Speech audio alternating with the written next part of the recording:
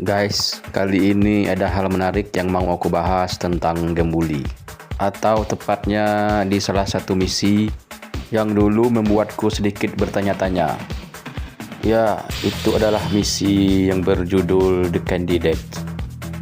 Kok bisa seorang Ernest Jones, pemimpin geng nerd, bisa terpilih menjadi presiden sekolah atau kampus di Bulwark Academy?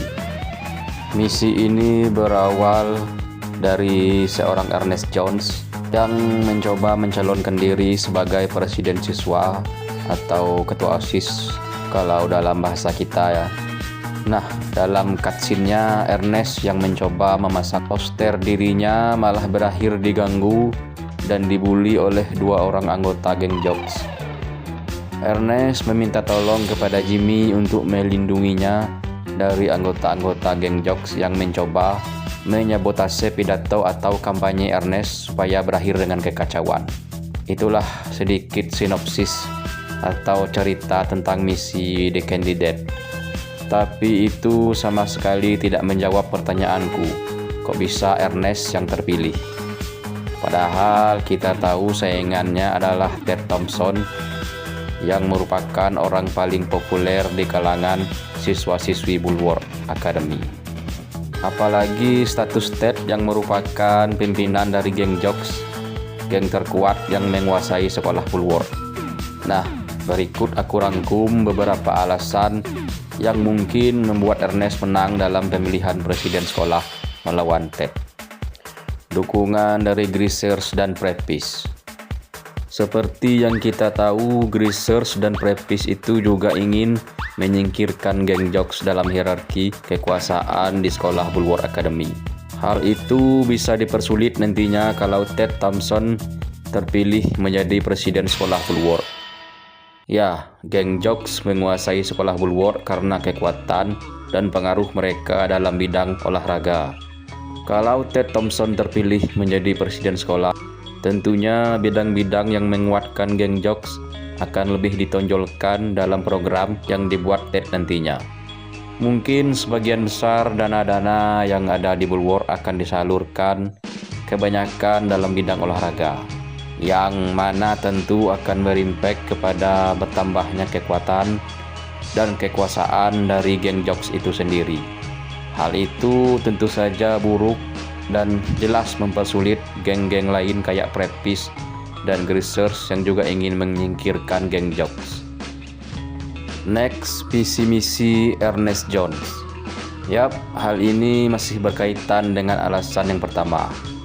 Dalam pidatonya, Ernest menyampaikan kalau dia sama sekali tidak setuju dengan pelajaran-pelajaran non-akademik, dalam artian ya olahraga, dan juga Ernest itu ingin atau lebih tepatnya menganjurkan supaya program atletik sekolah Bulwark itu dibubarkan.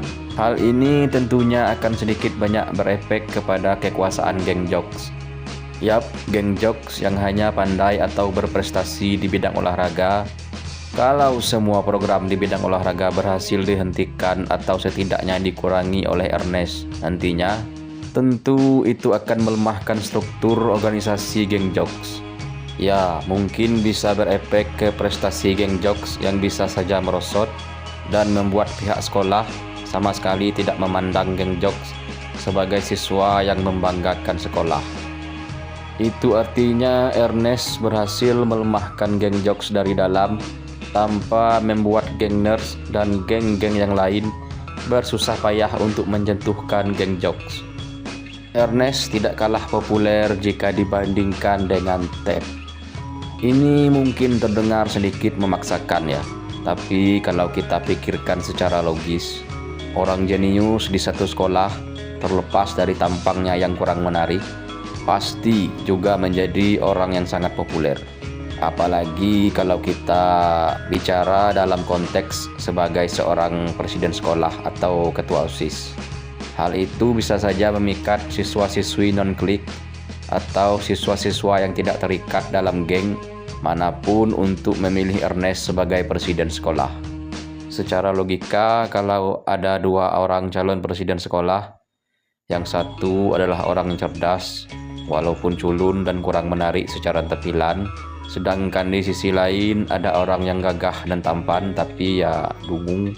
Kemungkinan beberapa orang yang berpikir logis pastinya kemungkinan besar bakal memilih orang yang pintar, walaupun secara penampilan kurang.